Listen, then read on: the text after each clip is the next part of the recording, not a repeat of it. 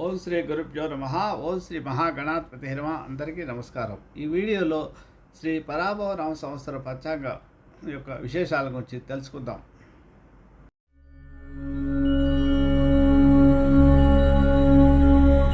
Lakkaraju Muralidhar Rao astro and MDs ఛానల్కు subscribe చేసుకోండి.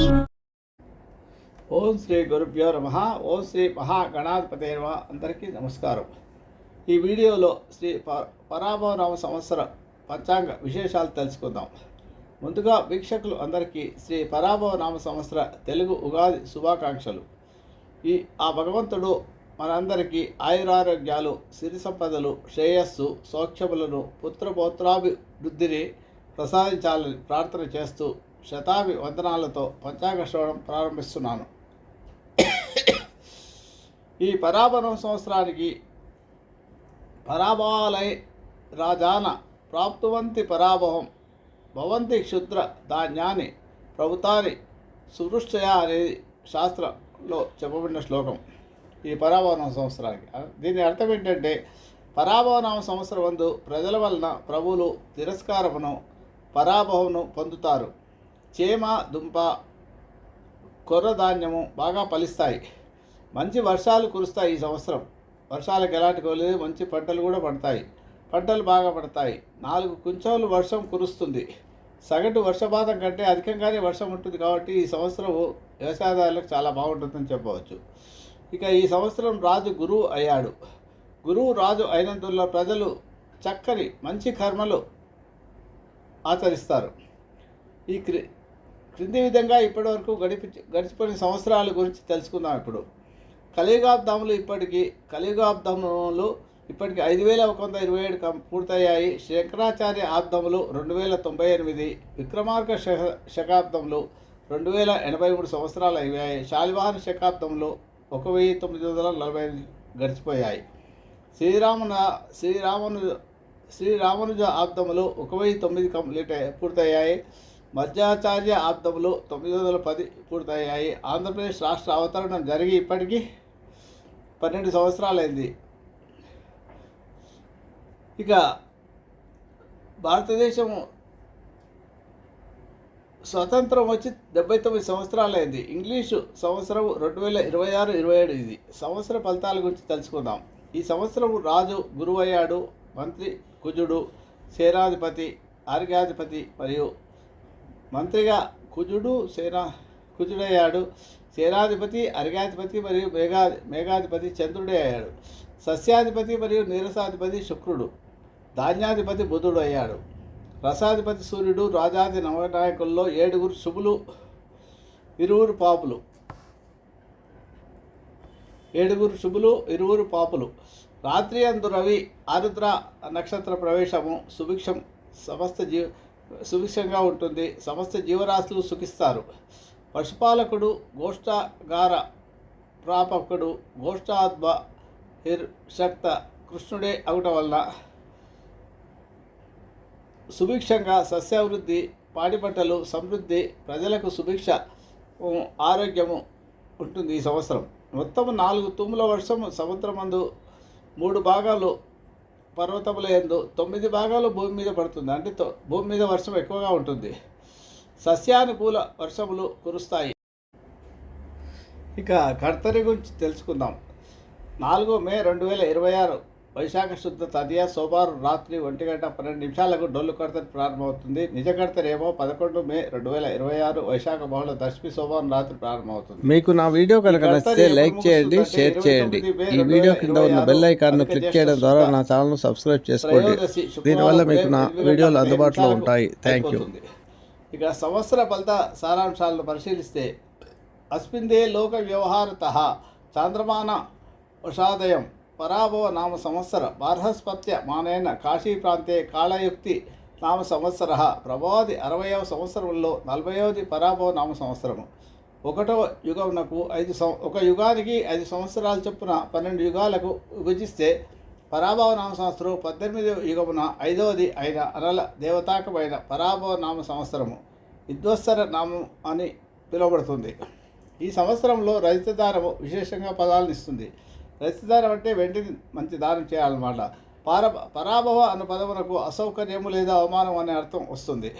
ఈ పరాభవ నామ సంవత్సరమునకు అధిపతి కేతువు అవుతాడు కాబట్టి కేతు కారకత్వాలు ఏంటంటే తీర్థయాత్రలు చేయుట, గంగా నది మొదలైన పవిత్ర నదుల్లో స్నానం చేయుట, మతపరమైన వేడుకల్లో పాల్గొనడము, మోక్ష మార్గమునకు అన్వేషించుట, చేసే పనుల్లో ఆలస్యము, మూఢభక్తి, మంత్రతంత్ర విద్యలు, యోగాభ్యాసము, వేదాంత విచారణ, దైవభక్తి, వైరాగ్యము, జ్ఞానము, స్ఫోటకము, పూర్వీకుల వైభవాన్ని గురించి తెలుసుకొనుట, పితామహాది సంబంధ లాభములు మొదలైనవి కేతు కారకత్వాల కిందకి వస్తాయి. కనుక కేతు గ్రహమును అధిదేవత అగు చిత్రగుప్తుని ప్రత్యదేవతకు బ్రహ్మ సహితముగా ఆరాధన చేయటం వలన తత్ గ్రహ సంబంధ అశాంతి తొలగి ఉన్నత స్థాయిలో సత్ఫలితాలు ఇస్తాయి.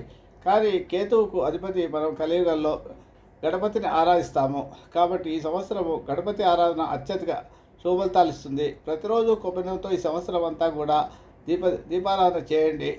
విఘ్నాలు తొలుగుతాయి, అలసత్వం తొలుగుతుంది, పనుల్లో జాప్యం లేకుండా అన్ని పనులు సవ్యంగా సాగిపోతాయి.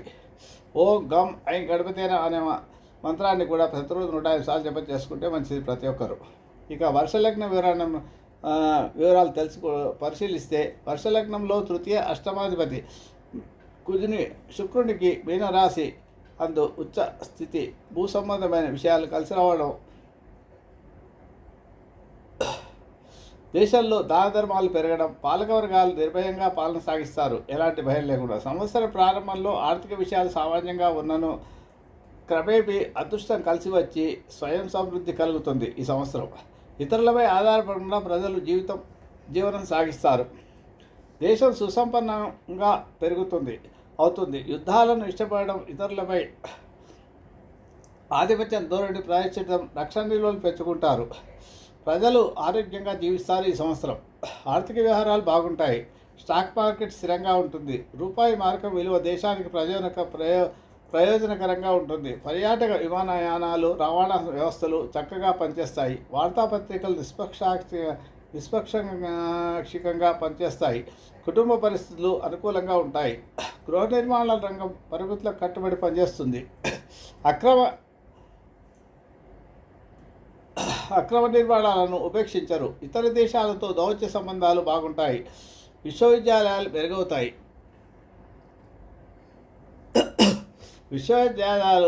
మెరుగుగా పనిచేస్తాయి. ఈ సంవత్సరం పరాభవాధిపతి కేతువు మధ్యమ వర్షములు, చైత్ర వైశాఖములందు ఆహార ధాన్యముల ధరలు పెరుగుతాయి. మేఘాలు ఆడంబరంగా ఉరుములు మెరుపులు ఉంటాయి. వడగాల్పులు అధికంగా ఉంటాయి. జ్యేష్ఠ మాసం వడగాల్పులు అధికమవుతాయి. ఆస్తివాదాలు భయాలు ఉంటాయి. ఆషాఢ మాసంలో అల్పవృష్టి, ఆహార ధాన్యాల పెరుగుదల ఉంటుంది. శ్రావణ మాసంలో అత్యధిక వర్షాలు ఉంటాయి. భాద్రపద మాసంలో ఖండవృష్టి, దుర్భిక్షము ఉంటుంది. ఆశ్వీజ మాసంలో ధాన్యములు, ధాతు వస్తువులు రసధరలు బాగా పెరుగుతాయి, అధిక ధరలు అవుతాయి అన్నమాట ఆశ్వీజ మాసంలో. కార్తీక, మార్గశిర, పుష్య, మాఘ, పాల్గొన మాసాల్లో ధరలు సరసంగా ఉంటాయి. సింధు పంజాబ్ సరిహద్దు ప్రాంతములందు పంటలు బాగా పండుతాయి ఈ సంవత్సరం. ఇక జగల్లగ్నం అంటే మేషరాశిలోకి రవి ప్రవేశించే లగ్నాన్ని జగల్లగ్నం అంటారు. ఇక్కడ గురుడు రాజ్యస్థానమందు, కుజుడు, కుజ బుధ శుక్రుల స్థితి లాభస్థానమందు రవి శుక్రుల వలన దేశ సౌభాగ్యము పెంపొందించుట మరియు అనేక విధములైన సవాళ్లను అధిగమించి దేశం లాభాల బాటను పడుతుంది. విదేశీ మారక విలువలో గత సంవత్సరంతో వస్తే కొంత తగ్గిన ఆదాయం అనేక రూపాల్లో వస్తుంది మనకు ఈ సంవత్సరం. దేశ సార్వభౌమాధికారంకు ఎలాంటి తిరుగు ఉండదు. ఇతర దేశములందు మన దేశ ప్రతిష్టలు బాగా పెరుగుతాయి. దేశమందు అనేక ప్రభుత్వేతర రంగ సంస్థలు లాభాలు గడిస్తాయి. ప్రభుత్వ రంగ సంస్థలు నూతన ఆవిష్కరణలు చేస్తాయి. రక్షణ రంగ పరిశ్రమలు నూతన ఆయుధములను, క్షిపణులను, యుద్ధ విమానాలను తయారు చేసి రక్షణ రంగాన్ని బలోపేతం చేస్తుంది. అధికంగా విదేశీ మారక ద్రవ్యాన్ని సంపాదిస్తుంది మా దేశం. గృహ నిర్మాణానికి సంబంధించిన కార్పొరేట్ స్థిరాస్తి వ్యాపార సంస్థలు ప్రజల నుండి అధిక ఆదాయాన్ని పొందుతారు. కేంద్ర రాష్ట్ర ప్రభుత్వాధినేతల ప్రజలకు ఉపయోగకరమైన పనులు, కేంద్ర రాష్ట్ర ప్రభుత్వాల మధ్య సత్సంబంధాలు కొనసాగుతాయి. విదేశీ శక్తులు మన దేశంలో అశాంతి వాతావరణాన్ని సృష్టించే ప్రయత్నం చేస్తాయి.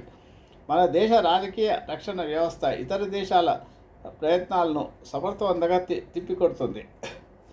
దేశంలో ఆత్మహత్యలు, కరువు కాటకాలు, నేరాలు, మోసాలు తగ్గుముఖం పడతాయి. వైవాహిక వ్యవస్థ బాగుంటుంది. అంటువ్యాధులు అరికట్టబడతాయి. రహదారి మార్గాలు ఆధునీకరింపబడతాయి. అంటే హైవేలు బాగా మంచిగా బాగా ఇంకా ఇంప్రూవ్ అవుతాయి అన్నమాట. ఇంకా ఇంప్రూవ్ చేస్తారు. గురుని ఉచ్చరాశి సంచారం మఠాధిపతుల గౌరవాన్ని, దేశానికి సమర్థవంతమైన రాజకీయ నాయకత్వాన్ని అందిస్తుంది. అలంకరణ సామాగ్రి, రెడీమేడ్ వస్త్రాల, ఆభరణాలకు గిరాకీ బాగా పెరుగుతుంది. ఇక నక్షత్రాల వారిగా ఈ సంవత్సరం ఫలాలు చూద్దాం. అశ్విని, పుష్యమి, స్వాతి, అభిజిత్ ఈ నక్షత్రాలకు అలంకార ప్రాప్తి ఉంటుంది.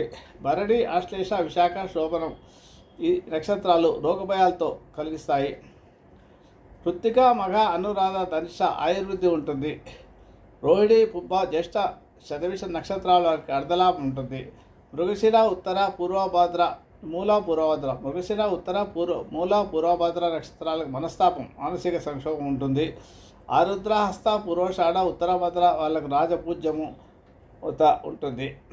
పునర్వసు, చిత్త, ఉత్తరాషాఢ, రేవతి వాళ్ళకు యుద్ధభయం ఉంటుంది.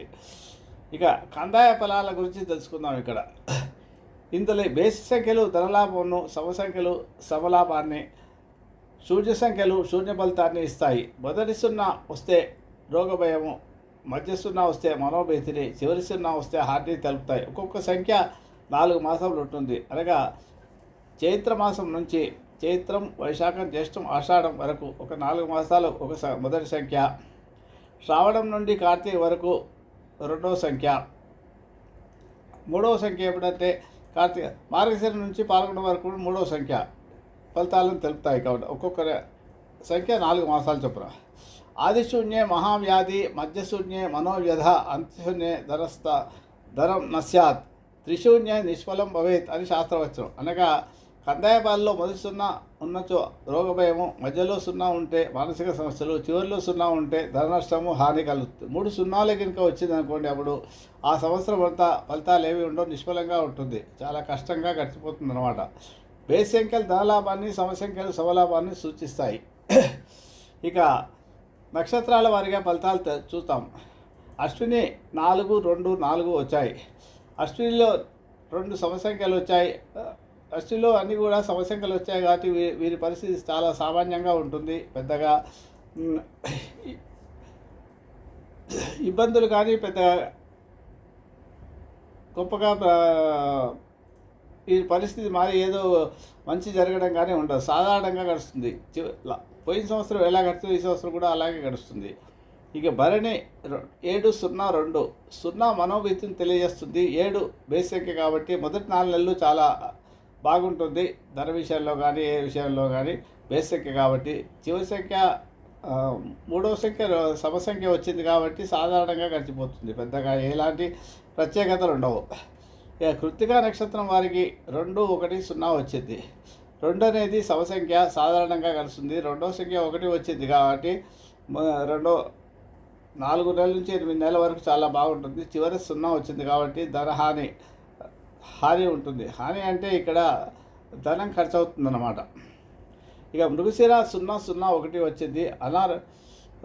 2 0 ముందు వచ్చాయి కాబట్టి 8 నెలలు అనారోగ్యంతోనూ, మొదటి 4 నెలలు అనారోగ్య సమస్యలతోనూ, మధ్య 4 నెలలు భయంతో గడుస్తుంది. చివర ఒకసారి చాలా ధనవృద్ధి ఉంటుంది. ఆ రోజు బాగుంటుంది అన్నమాట. చివరి 4 నెలలు మాత్రం ఈ మృగశిర వారికి చాలా బాగుంటుందని చెప్పవచ్చు. ఇక ఆరుద్ర వారిని పరిశీలిస్తే 3, 1, 4 వచ్చాయి. అంటే 1 బేసి, 2 బేసి వచ్చాయి, 1 సమసంఖ్య వచ్చింది. కాబట్టి మొదటి 8 నెలలు చాలా బాగా ఉంటుంది. ధన విషయంలో ఇబ్బందులే ఉండవు. అన్ని రకాలుగా వీరికి పనులు, ధన విషయమే అని కాదు, ఇక్కడ బేస్ సంఖ్య వస్తే అన్ని రకాల పనులు సవ్యంగా సాగుతాయని అర్థం అన్నమాట. సమసంఖ్య వస్తే ఎలాంటి ప్రత్యేకతలు లేకుండా సాధారణంగా గడిచిపోతుంది అని అర్థం. నష్టం ఉండదు, లాభం ఉండదు. ఇక పునర్వసుకు వారికి 6, 2, 2 వచ్చింది. అంటే 6, 2, 2 అన్నీ కూడా సమసంఖ్యలు కాబట్టి ఈ సంవత్సరం అంతా కూడా పునర్వసు వారికి సామాన్యంగానే గడిచిపోతుంటుంది. ఇక పుష్యమి వారికి 1, 0, 0 వచ్చింది. మొదటి 4 నెలలు చాలా బాగుంటుంది. తర్వాత 8 నెలలు భయంతోనూ, ఖర్చులతోనూ, ఇబ్బందులతోనూ గడిచిపోతుంది అన్నమాట. ఇక ఆశ్లేష వారికి 4-1-0 వచ్చింది, 4-1-3 వచ్చింది. అంటే మొదటి సంఖ్య సమసంఖ్య కాబట్టి సాధారణంగా గడిచిపోతుంది ఆశ్లేష వారికి మొదటి 4 నెలలు. తర్వాత 8 నెలలు బేస్ సంఖ్యలే ఉన్నాయి కాబట్టి గురువు కూడా కర్కాటక రాశిలో సంచారం చేస్తుంటాడు ఉచ్చ స్థితిలో. కాబట్టి వీరికి అన్ని రకాలుగా భాగ్యాధిపతి లగ్నంలో ఉంటాడు కాబట్టి అన్ని రకాల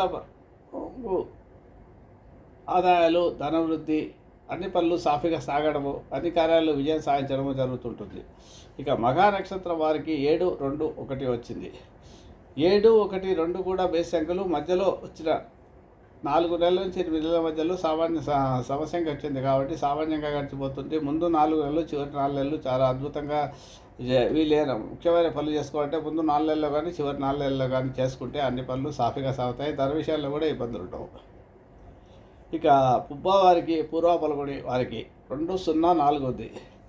2 సమసంఖ్యలు వచ్చాయి. ముందు 4 నెలలు, చివరి 4 నెలలు సమసంఖ్యలు, మధ్యలో 0 వచ్చింది కాబట్టి అనవసరమైన భీతితోని, మనోవిచారంతో ఏ పని చేయడానికన్నా జంకుతో గడిచిపోతుంది మధ్య 4 నెలలు. మిగతా సమయం అంతా కూడా సాధారణంగా గడిచిపోతుంది. పెద్దగా ఏవి, ఎందుకంటే ఏర్లో గురువు ఉంటాడు, సప్తమంలో రాహు ఉంటాడు, అష్టమ శని దోషం కూడా ఉంది కాబట్టి వీరికి కొంత ఈ సంవత్సరం అంత బాగా ఉండదని చెప్పవచ్చు.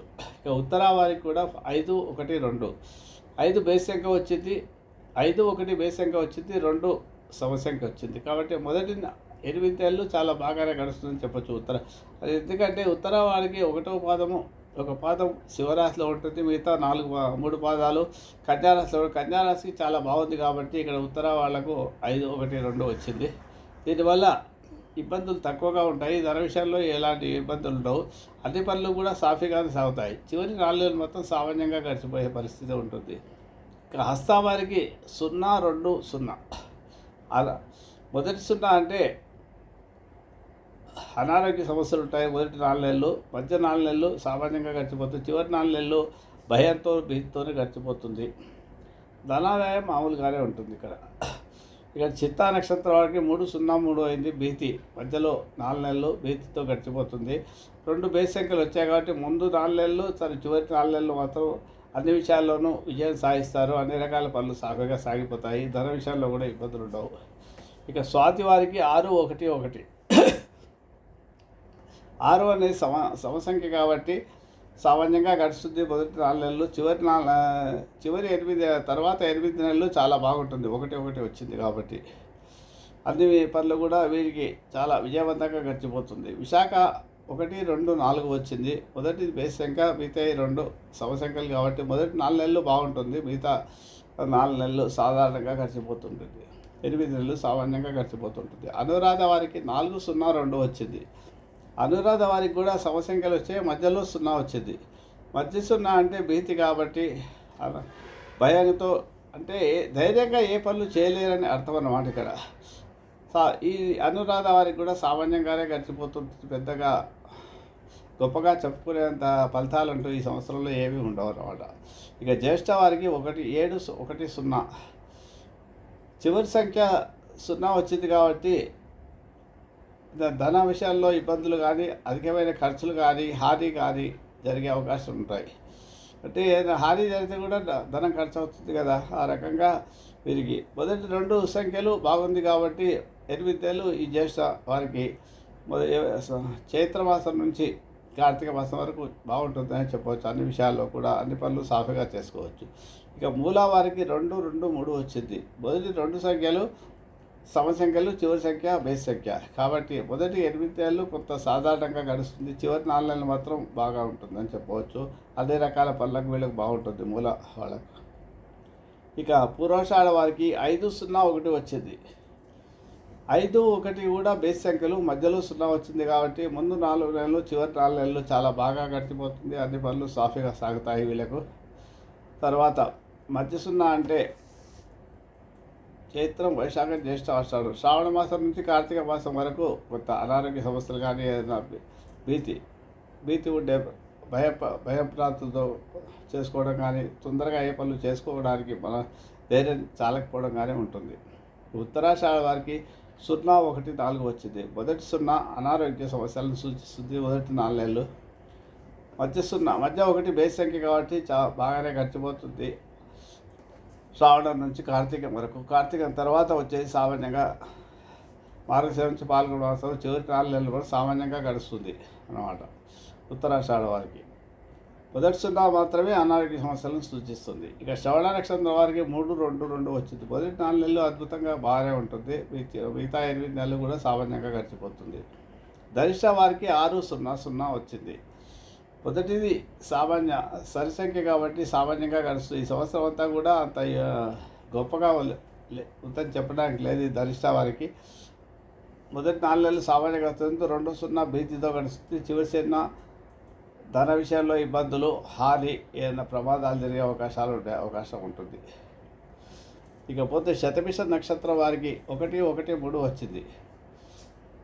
2 బేసి సంఖ్య, 3 కూడా బేసి సంఖ్యలో వచ్చాయి కాబట్టి 3 బేసి సంఖ్యలు కాబట్టి ఈ సంవత్సరం శతభిషం వారికి చాలా బాగుందని చెప్పవచ్చు అన్ని రకాలుగా. పూర్వభాద్ర వాళ్ళకి 4-2-1 వచ్చింది. 2 సమసంఖ్యలు, 1 చివరిది బేస్ సంఖ్య కాబట్టి మొదటి 8 నెలలు సామాన్యంగా గడుస్తుంది. చివరి 4 నెలలు బాగుంటుంది. అన్ని రకాలుగా ధర విషయంలో కానీ పనులు సాగడంలో కానీ అన్ని సాఫీగా సాగుతాయి అన్నమాట. ఉత్తరాభాద్ర వారికి 7-0-4 మొదటి 4 నెలలు చాలా బాగుంటుంది బేస్ సంఖ్య కాబట్టి. మధ్య 0 వచ్చింది, హాని, భయం ఉంటుంది. చివర 4 ఉంది కాబట్టి 4 అంటే సామాన్యంగా గడిచిపోతుంది సమసంఖ్య కాబట్టి. రేవతి వాళ్ళకి 2-1-2 వచ్చాయి. మొదటి 4 నెలలు చివరి 4 నెలలు సరిసంఖ్య వచ్చింది కాబట్టి సామాన్యంగా గడిచిపోతుంది. మధ్య 4 నెలలు మాత్రం చాలా బాగుంటుంది. అది శ్రావణం నుంచి కార్తీకం, శ్రావణం శ్రావణం నుంచి కార్తీకం వరకు బాగా గడుస్తున్నాం. ఈ రకంగా రేవతి వారికి ఈ సంవత్సరంలో ముందు 4 నెలలు చివరి 4 నెలలు సామాన్యంగా, మధ్య 4 నెలలు మాత్రం అన్ని పనులు సాఫీగా సాగుతాయి. ఈ రకంగా 27 నక్షత్రాల వారికి ఈ రకంగా ఆదాయ వ్యయాలు, కందాయ ఫలితాలు ఉన్నాయి. ఇక రాజ్యభుజ అవమానాలను పరిశీలిస్తే మేషరాశి వారికి 11-5 ఉంది. 2-4 రాజ్యభుజ అవమానంగా ఉంది కాబట్టి మేషరాశి వారికి పూర్వపుణ్య ఫలము బాగుంది, పాప ఫలం తక్కువగా ఉంది కాబట్టి ధనం ఎక్కువగా ఉన్నా కూడా నరదృష్టి ఎక్కువగా ఉంటుంది కాబట్టి జాగ్రత్తగా ఉండడం మంచిది. అవమానాలు, అపకీర్తులు ఉంటాయి కాబట్టి మౌనంగా ఉండడం మంచిది. వృషభ రాశి వారికి 5-14 ఉంది. ఆదాయ వ్యయాలు, ఆదాయం చాలా తక్కువగా ఉంది, వ్యయం చాలా ఎక్కువగా ఉంది కాబట్టి ఖర్చులు పెట్టే విషయంలో జాగ్రత్తగా ఉండడం మంచిది. దాన ధర్మాలు చేసుకొని పుణ్యాన్ని సంపాదించుకుంటే అనవసరమైన ఇబ్బందులు రాకుండా ఉండి ఖర్చు ఉన్న దాంట్లోనే సర్దుకుంటే మీకు వ్యర్థమైన ఖర్చులు రాకుండా ఉంటాయి. అంటే రాజ్యభుజ అవమానం 5-4 ఉంది. అవమానం కూడా తక్కువగానే ఉంది. రాజ్యభుజ అంటే కీర్తి ప్రశ్నలు బాగానే ఉంటాయి, అవమానాలు తక్కువగా ఉంటాయి కాబట్టి వీరికి ముఖ్యంగా వీరు పాటించాల్సింది ఖర్చులు పెట్టే విషయంలో జాగ్రత్తలు తీసుకోవాల్సిన అవసరం ఉంటుంది. ఇక మిథున రాశి వారు 8-11 ఆదాయం, 8-11 వ్యయం ఉంది. వీరు కూడా ఒక అవమానం, కీర్తి ప్రశ్నలు 1, రాజభుజం 1, అవమానం 7 ఉంది. అంటే సంఘంలో కీర్తి ప్రశ్నలు తక్కువగా ఉంటాయి, మీకు చెడ్డ పేర్లు వచ్చే అవకాశం ఉంటుంది కాబట్టి చాలా మౌనంగా ఉండడం మంచిది. ఈ విషయంలో వీడియోలు నేను సపరేట్గా చేశాను, దాంట్లో పూర్తి వివరాలు చూసుకోండి. ఇక కర్కాటక రాశి వారికి 2-11 వచ్చింది కాబట్టి ఆదాయం తక్కువ ఉంటే ఖర్చు ఎక్కువ ఉందంటే అనవసరమైన ఖర్చులు ఎక్కువగా వచ్చే పూర్వపుణ్య ఫలం తక్కువ ఉంది కాబట్టి, పాప ఫలం ఎక్కువ ఉంది కాబట్టి ఏవో ఇబ్బందులు వచ్చే అవకాశాలు ఎక్కువగా ఉంటాయి. దానివల్ల ఈ ఉన్న సంపాదన నుంచి చాలా ఖర్చు పెట్టాల్సి వచ్చే అవసరం వస్తుంది, అప్పులు చేయాల్సి వస్తుంది కాబట్టి జాగ్రత్తగా ఉన్న దాంట్లోనే సర్దుకుంటే మంచిది. అనవసరమైన ఖర్చులు పెట్టకుండా ఉండడం మంచిది. ప్రతి వస్తువు కొనే విషయాలప్పుడు జాగ్రత్త పడాల్సిన అవసరం ఉంటుంది. ఇక సింహరాశి వారికి ఆదాయ వ్యయాలు రాజభుజం సమానంగానే ఉన్నాయి కాబట్టి వీరు కూడా బ్యాలెన్స్డ్గా జీవితాన్ని గడుపుకుంటే మంచిది. అనవసరమైన ఖర్చులు పెట్టకుండా ఉండడము, మౌనంగా ఉండడము, ఇతరుల విషయాల్లో జోక్యం చేసుకోకుండా ఉండడం మంచిది. కన్యా రాశి వారికి 8-11 అంటే ఆదాయం తక్కువ ఉంది, వ్యయం ఎక్కువ ఉంది. రాజ్యభుజ అవమానాలు సమానంగా ఉన్నాయి కాబట్టి ఆదాయం తక్కువ వ్యయం ఎక్కువ ఉందంటే ఖర్చులు అనవసరం ఏదో ఇబ్బందులు వస్తాయన్నమాట. దానివల్ల ఖర్చులు వస్తాయని అర్థం కాలేదు. ఆదాయం తక్కువ ఉందంటే ఈ సంవత్సరం ఆదాయం తగ్గిపోవడము ఆదాయం పెరగడం అని కాదు. మీకుండే ఆదాయంలోనే వ్యర్థమైన ఖర్చులు లేకుంటే ఏదో ఇబ్బందులు అనారోగ్య సమస్యలు రావడము, ఏమన్నా మీ ఇంట్లో ఉండే ఫ్రిడ్జ్ కానీ టీవీ కానీ వాహనాలు కానీ రిపేర్లు రావడము, అనారోగ్య సమస్యలు రావడం, ఇలాంటివన్నీ ఏదైనా ఖర్చు ఎట్లాంటి ఖర్చు వస్తాయో తెలియదు. అలాంటి ఖర్చులు వచ్చే అవకాశాలు ఎక్కువగా ఉంటాయి. దానివల్ల మీకు ఇబ్బందులు వచ్చి అప్పులు చేయాల్సిన పరిస్థితి ఏర్పడుతుంది. దాని గురించి మీరు ఉన్న దాంట్లోనే చేసుకుని దైవ ప్రార్థన చేసుకుంటే, మీ పుణ్యఫలాన్ని పెంచుకుంటే మీకు ఇబ్బందులు రాకుండా దైవ ప్రార్థన చేసుకోవాలి. చిన్న చిన్న దానాలు చేయడం వల్ల కూడా మీకు దైవ కృప వల్ల ఏదైనా దైవ సహాయం అంది ఇబ్బందులు రాకుండా మీకు కావాల్సిన అవసరాలు తీరుతాయి. ఇక వృశ్చిక రాశి వారికి 6, 3, 5, 14 ఆదాయం బాగుంది, ఖర్చులు తక్కువగానే ఉన్నాయి. వీరికి సంఘంలో గౌరవ ప్రశ్నలు ఉండవు తక్కువగా, రాజపూజ్యం తక్కువగా ఉంది, అవమానాలు ఎక్కువగా ఉన్నాయి. కాబట్టి మౌనంగా ఉండడం మంచిది. ముఖ్యంగా వీరికి సూచన ఏంటంటే ఎక్కువగా ఇతరుల విషయాల్లో జోక్యం చేసుకోకుండా వారి పనేది వారు చేసుకుని ఉంటే మంచిది. అలాగే ఆదాయం ఉంది కదా అని ఇష్టం వచ్చినట్టు ఖర్చు పెడితే అప్పులు చేయాల్సిన పరిస్థితి ఏర్పడుతుంది. కాబట్టి అనవసరమైన ఖర్చులు చేయకుండా అవసరం ఉన్నంత వరకే ఖర్చు చేసి మిగతాది మీరు దాచిపెట్టుకోవడమో కొంత దానం రూపకంగా ఖర్చు పెట్టడం చేయడం వల్ల దైవానుగ్రహం లభిస్తుంది మీకు. ఇక వృశ్చిక రాశి వారికి ఆదాయం చాలా బాగుంది, వ్యయం తక్కువగా ఉంది. రాజ్యపూజ్యం తక్కువ ఉంది, అవమానం ఎక్కువగా ఉంది. కాబట్టి మౌనంగా ఉండడం అనేది వీళ్ళకి సూచన. ఇక వీరి ఆదాయం ఎక్కువగా ఉంది కాబట్టి ఇష్టం వచ్చినట్టు ఖర్చులు పెట్టకుండా ఉన్న దాంట్లోనే సర్దుకోవడము, దీనివల్ల నరదృష్టి ఉంటుంది వీరిపైన ఎప్పటికీ. కాబట్టి జాగ్రత్తగా ఉండడం మంచిది. ఇక ధనుస్సు రాశి వారికి 14, 11 ఉంది. అంటే ఆదాయం బాగుంది, ఖర్చు తక్కువగా ఉంది. రాజ్యపూజ్యం అవమానాలను పరిశీలిస్తే అవి 5, 6 ఉన్నాయి. సుమారుగా సమానంగా దగ్గరగా ఉన్నట్టే. కాబట్టి అయినప్పటికీ కూడా వీరు మౌనంగా ఉండడం, ఇతరుల విషయాల్లో జోక్యం చేసుకుంటే అవమానాలు పాలయ్యే అవకాశాలు ఎక్కువగా ఉన్నాయి. వీరు డబ్బు ఉంది కదా అని ఇష్టం వచ్చినట్టు ఖర్చు పెడితే అప్పుల పాలు కావాల్సిన పరిస్థితి వస్తుంది. కాబట్టి అప్పులు చేయకుండా ఉండాలంటే వీరు ఉన్న ఆదాయం ఎక్కువ ఉన్నట్టు కొంత మిగిల్చుకోవడము, కొంత దాన ధర్మాలకు ఖర్చు పెట్టడం, కొంత దైవ కార్యాలకు ఖర్చు పెట్టడం వల్ల మీకు అనవసరమైన సమస్యలు రాకుండా ఉంటాయి. మకర రాశి వారికి ఆదాయం చాలా తక్కువ ఉంది, వ్యయం ఎక్కువగా ఉంది, రాజ్యపూజ్యం కూడా తక్కువ ఉంది, అవమానం ఎక్కువగా ఉంది. కాబట్టి వీరు కూడా చాలా జాగ్రత్త పడాల్సిన అవసరం ఉంది. ఈ డిఫరెన్స్ను బ్యాలెన్స్ చేసుకోవడానికి దైవ ఆరాధన మరియు దాన ధర్మాలు చేయడము, దానివల్ల సహాయం లభిస్తుంది. అలాగే మౌనంగా ఉండడం మంచిది. మకర రాశి వాళ్ళ కోపం ఎక్కువగా ఉంటుంది, దూకుడుతనం ఎక్కువ ఉంటుంది. కాబట్టి అది కంట్రోల్లో వచ్చుకుంటే మంచిది. లేకపోతే అవమానాలు పాలు అయ్యే చిక్కుల్లో పడే అవకాశాలు ఎక్కువగా ఉంటాయి. కుంభరాశి వారికి కూడా అదే పరిస్థితి, ఖర్చులు ఎక్కువగా ఉంటాయి, అవమానాలు. రాజ్యపూజ్యం గౌరవం బాగుంది, అవమానం తక్కువ ఉంది, పర్వాలేదు. కానీ ఖర్చులు పెట్టే విషయంలో మొత్తం జాగ్రత్త పడాల్సిన అవసరం ఉంటుంది. మీనరాశి వారికి ఆదాయం బాగుంది, ఖర్చు తక్కువ ఉంది. కీర్తి ప్రశ్నలు కూడా బాగున్నాయి, సంఘంలో కీర్తి ప్రశ్నలు కూడా బాగున్నాయి, అవమానాలు తక్కువగా ఉన్నాయి. కాబట్టి వీరు కూడా కొంత వచ్చిన దాంట్లో కొంత పుణ్యకార్యాలు ఖర్చు పెట్టడం వల్ల, దానాలు చేయడం వల్ల ఇంకా మంచి ఫలితాలు పొందుతారు. ఇకపోతే సర్వాదాయము మొత్తం రాశులకు అంతా కలిసి 87% ఉంది. సర్వ వ్యయం 114 ఉంది. ఫలితంగా రుణం 27 ఉంటుంది. ఇక ఐశ్వర్యం అనగా కేవలం ధనం కాదు, ధనమగ్నిర్ ధనం వాయు ధనమింద్రో బృహస్పతి ఇది వేదవచనం. పంచభూతాలలో మనకు ధనాన్ని సూచిస్తాయి. ఆయురారోగ్యంలో మనకు ధనమును, పరస్పర ప్రేమానురాగంలో ధనమే, సత్కుటుంబం జననము, మంచి కుటుంబంలో పుట్టడం కూడా ఒక ధనం కిందనే వస్తుంది. సంస్కారవంతులై జీవిత భాగస్వామి లభించడం కూడా ఒకటి మంచిది ధనం కింద వస్తుంది. భర్త లేక భార్య లభించడము, సత్సంతానము, మంచి మిత్రులు, సత్సాంగత్యము, మంచి మిత్రులు సాంగత్యం చేయడము కూడా మనకు ధనంతో సమానమే.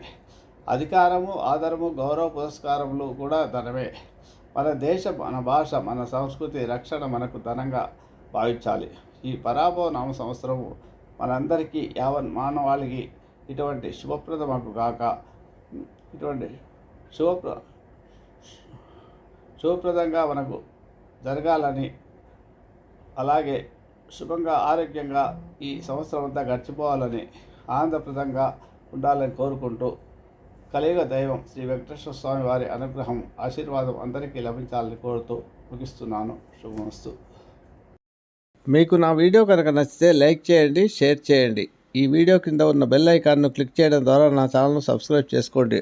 దీనివల్ల మీకు నా వీడియోలు అందుబాటులో ఉంటాయి. Thank you.